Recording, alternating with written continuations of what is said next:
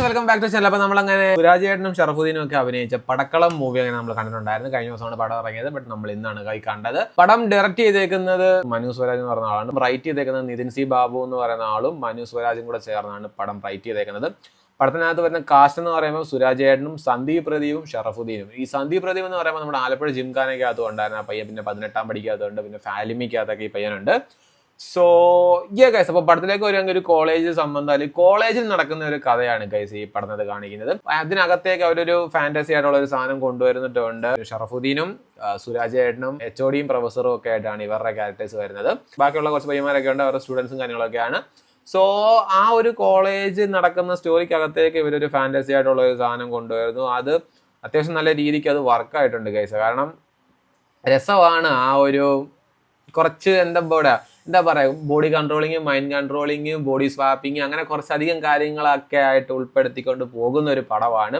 Second ഹാഫാണ് എനിക്ക് കുറച്ചുകൂടി ഇഷ്ടപ്പെട്ടത്. കാരണം അത്യാവശ്യം കുറച്ച് ചിരിക്കാനുള്ള കുറേ അധികം കോമഡി രംഗങ്ങളും അല്ലെങ്കിൽ കുറേ അധികം ചിരിക്കാനുള്ള കുറേ കാര്യങ്ങൾ ഈ സെക്കൻഡ് ഹാഫിനകത്തുണ്ട്. ഭയങ്കര രസമാണ്. ഫസ്റ്റ് ഹാഫിനകത്ത് വരുമ്പോഴത്തേക്ക് ആ ഒരു കണ്ടന്റ് അല്ലെങ്കിൽ ആ ഒരു പ്ലോട്ട് അത് എങ്ങനെയൊക്കെയാണ് അല്ലെങ്കിൽ അതിൻ്റെ ഒരു കാര്യങ്ങളൊക്കെയാണ്. ദെൻ സെക്കൻഡ് ഹാഫിലേക്ക് വരുമ്പോൾ ഈ ഒരു കോമഡിയും കാര്യങ്ങളൊക്കെ വന്ന് പിന്നെ ഉണ്ടാകുന്ന ഇഷ്യൂസ് അല്ലെങ്കിൽ ഉണ്ടാകുന്ന ആ ഒരു പ്രോബ്ലം അല്ലെങ്കിൽ ഉണ്ടാകുന്ന ആ ഒരു സംഭവം അവരത് എങ്ങനെ സോൾവ് ചെയ്യുന്നു, അല്ലാതെ എങ്ങനെ സോർട്ട് ചെയ്യുന്നുണ്ടോ ചെയ്യുന്നില്ലയോ, ഇങ്ങനെയൊക്കെയുള്ള കുറേ കാര്യങ്ങളൊക്കെ ആയിട്ട് പോകുന്ന ഒരു സെക്കൻഡ് ഹാഫാണ്. എല്ലാം കൊണ്ട് നിങ്ങൾക്ക് ഇഷ്ടപ്പെടുന്ന രീതിയിലുള്ള ഒരു പടമാണ് ഗൈസ്. എല്ലാവരും പോയി കാണുക. നിങ്ങളെന്താ ഈ പടങ്ങളൊന്നും പോയി കാണാത്തത്? കാരണം ഞാൻ ഈ പടം കാണാൻ കയറിയപ്പോഴും തിയേറ്ററിൽ ആളില്ലായിരുന്നു ഗൈസ്. കൂടി പോയി കഴിഞ്ഞാൽ ഇവിടെ ഒരു 10-15 പേര്. ഞാൻ ആ ദിലീപേട്ടൻ്റെ പടം കാണാൻ പോയപ്പോഴും അവിടെ ഒരു 10-15 പേര്. ഈ പടം കാണാൻ പോയപ്പോഴും ഒരു 10-15 പേര്. കാരണം നിങ്ങൾ ഈ ചെറിയ പടങ്ങളൊന്നും എന്താ പോയി കാണാത്തത്? പടം സംവിധാനം ചെയ്യുന്ന ആൾക്കാർ അല്ലെങ്കിൽ പോട്ടെ ഈ പടത്തിൽ അഭിനയിക്കുന്ന ആൾക്കാർക്ക് മാർക്കറ്റ് വാല്യൂ ഇല്ല, ഇതൊക്കെ നോക്കിയിട്ടാണോ നിങ്ങൾ ഈ പടങ്ങളൊന്നും പോയി കാണാത്തത് ഗൈസ്? നല്ല ചെറിയ ചെറിയ കണ്ടന്റുകളുള്ള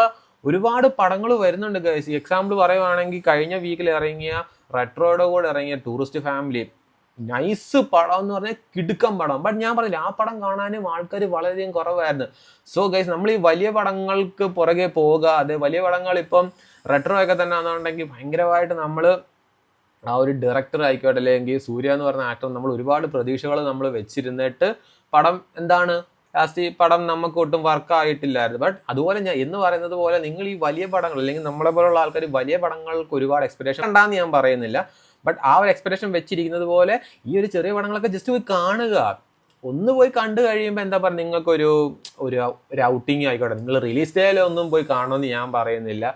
നിങ്ങൾക്ക് ടൈം ഉള്ളപ്പോൾ നിങ്ങളുടെ ടൈം അനുസരിച്ച് ഫാമിലി ആയിട്ട് അല്ലെങ്കിൽ സിംഗിൾ ആയിട്ട് അല്ലെങ്കിൽ ഹൂവർ നിങ്ങളുടെ കൂടെ വരുന്ന ആരെങ്കിലും ഒക്കെ ആയിട്ട് പടം പോയി കാണുക. ജസ്റ്റ് ഒരു ഔട്ടിങ്ങും ആകും, മൈൻഡ് റിലാക്സേഷനും.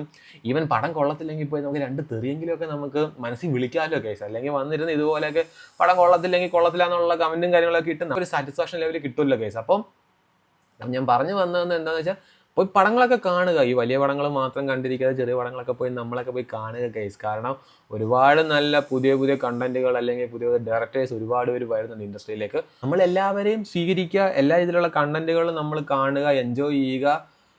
സോ ഈ കേസ് അപ്പോൾ പടക്കളം മൂവി എല്ലാവരും പോയി കാണുക ഗൈസ്. നൈസ് പടമാണ്. എനിക്ക് പേഴ്സണലി ഇഷ്ടപ്പെട്ടിട്ടുണ്ട്, നിങ്ങൾക്കും ഇഷ്ടപ്പെടും തീർച്ചയാണ്. സോ ഈ കേസ് അപ്പോൾ അത്രേ ഉള്ളൂ. Tata, bye bye.